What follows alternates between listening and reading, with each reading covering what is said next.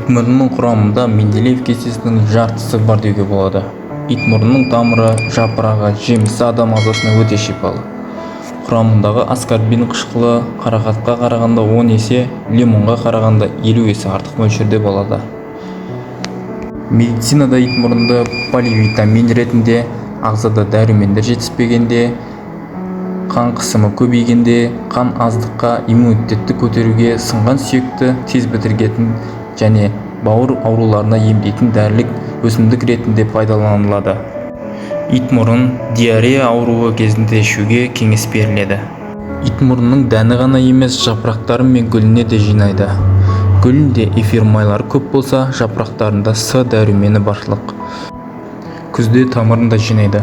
Тамырын турап, бір ас қасығын жарты литр суға 10 минут ақырын қайнатып ішсе, бойдағы зат алмасуды реттейді.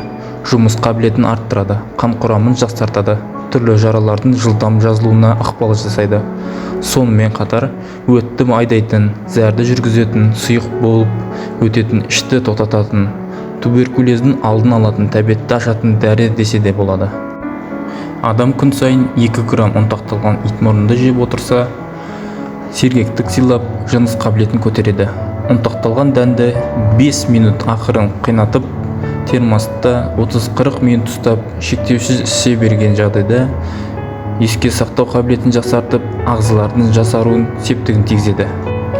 Адам жұмысы қабілеті төмендеп, жылдам шаршайтын болса, қан құрамы өзгеріп, өкпеде туберкулез белгілері байқалса, бауыр, өт, қуық, жұмыс ырғағы бұзылып, көңіл күйді бұзатын болса, бір ас қасық ұнтақталған итмұрын дәнін 400 грамм қайнап тұрған суға салып, су моншасында 15 минут қайнатады.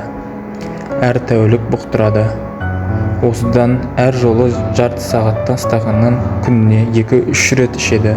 Балаларға осыдан бал қосып береді.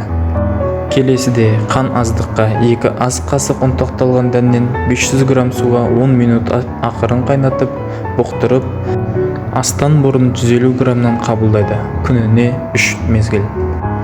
Келесі, зәрді ұстай алмайтын жағдайда 4 ас қасық ұнтақталған дәнді 1 литр суға 30 минут ақырын қайнатып, қайнап бола берген кезде 2 ас қасық гүл ұнтағын қос салып, тағы да аз қайнатады. Бұқтырып қойып, таңертең, кеш, астан бұрын стаканмен ішеді. 15-20 күн бір емделу барысы.